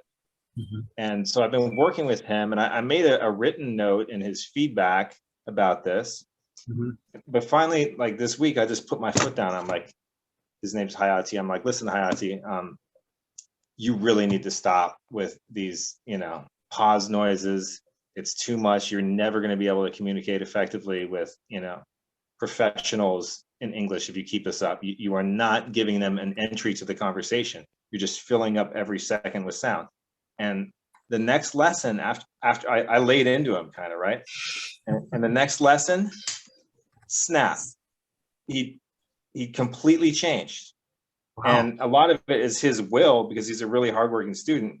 He's like, okay, this is what I need to do. And he was determined as could be to do this, you know. And it just, a lesson that I learned is, first of all, quit being so soft on people, you know. This is something that I've been, you know, for too long. I've been too soft and too sensitive with people. Sometimes, you know, you got to feel it out, but sometimes you got to be a little bit harsh with people if you're going to get the most out of them. And I'm also seeing this in some of the videos we're watching in the lectures and stuff, right? You know, get off your ass. It's what we were talking about earlier with Ron, with the idea of, you know, like, if you're going to be kind of self-actualized, some of the parts of you are going to have to be a little sharp, you know, because you've got to defend who you are. And you got to, like, have your boundaries and your place, and you know, and that's kind of one of the things that we do for each other, is kind of, you know, hone those things to a much you know, kind of safer understanding. But it's through feedback with each other that what we you know, really you know, metal on metal, kind of maybe that's the wrong word, but you know, the idea there is that you know, we respect each other for being the person that we are, that they are. Right. I mean, I felt like I maybe witnessed a minor miracle, but at the same time, maybe I just learned a lesson that people are capable of a lot more than you might think they are, right? No if kidding. You give them the right guidance or push the right buttons. Absolutely. And encouragement as well is, you know, sometimes just being told this habit of yours needs to change. Just it has to happen, but it coming from a place of love and coming from a place of this just telling you like what you need to hear. It's always like you're telling your brother, Nick, man, and I really appreciate, you know, when you're speaking up in the Q&As, Nick, I'm always appreciate what you have to say, and I look forward to talking to you again. Yeah, you too, man. I resonate with your story about teaching as well. It's always good to see good effects of that effort. So that was cool. Thanks for sharing. All right, I'm going to duck out now, and that might encourage you guys to finally put the kibosh on this. But I appreciate you all. Thank you very much, man, and I look forward to seeing many of you tomorrow. David. Take care. Bye. Bye. Yeah, I think I'm gonna go too. Okay, Wendy. I need to go cook. Good. So All right, let's wrap this Thank up. you. Bye, Wendy. Thank you for coming. Yeah. All right. Yeah, thanks so much. Let's see, Richard. I see Richard's been listening in. Does he have any last words or comments, or if you're available, can you? No, you guys did a good job, and we'll just clip that GTW clip out in post-production. So you don't lose your channel. Copy all. Yeah. I think you can get the gist. Okay, excellent. Thank you. That was that Greg Reese report. That stuff's heavy. So when you said, "Oh, there's nothing like in there that's bad," I was like, "Well, we'll see what clip you land on, because there's a lot of power in that news, and it might not fit in with the format right now, you know." But yeah, good workout today, and I really enjoyed the conversation. I also recommend personally clipping out the section where it was it David talking about the name, the presumably real name of his client. That might be one to either clip out or go over. At least personally, when I'm going to talk about anything real like that, I usually use a color-coded pseudonym just to protect any of that stuff. Yeah, so that's just one thing I'd recommend, just in case. Yeah, Mr. Green, Mr. White, Mr. Brown. It's like Reservoir Dogs. All right, so good workout, and we'll see. I don't know who's doing post-production for this, but that's the next step of the host, maybe, to figure that out. Yeah, some post-production notes would be probably useful. So let's do that, Jerry. Like make sure we make a note of those things and then get those to whoever's doing the post-production. Right, I can try to do it, but if not, I'll make the notes. So. Alrighty, Richard, thank you for joining. Michael, great co-host. Yeah, thanks for having me, man. Appreciate guys. making the offer. It's been a good episode. Yeah, thanks, Nick. I'll see you guys tomorrow. Q&A. Anyone who wants to keep talking, just hop over to Discord. That's right. Anybody that wants to go to Discord, hop on there. Me, I'm gonna go to sleep. Yeah, I'll make a 15-20 minute commitment to that. If anybody wants to jump over there, we can do that. You want to play us out? You want to play us out?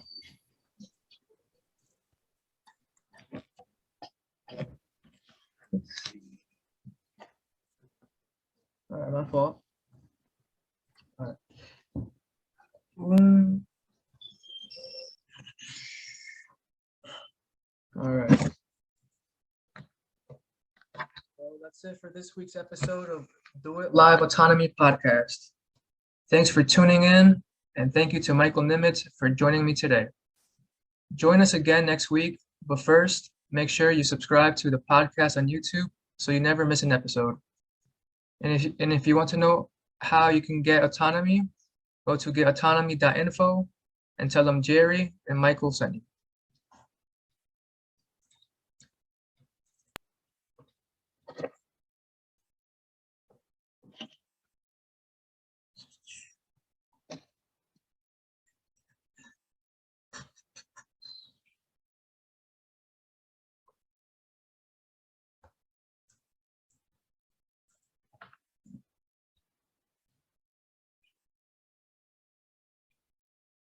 Oh, there it is.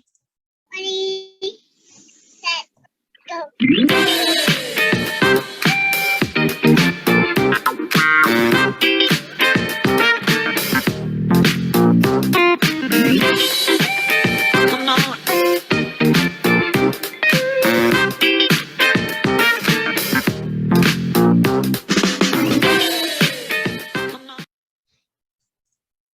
All right, y'all. Thank you for tuning in.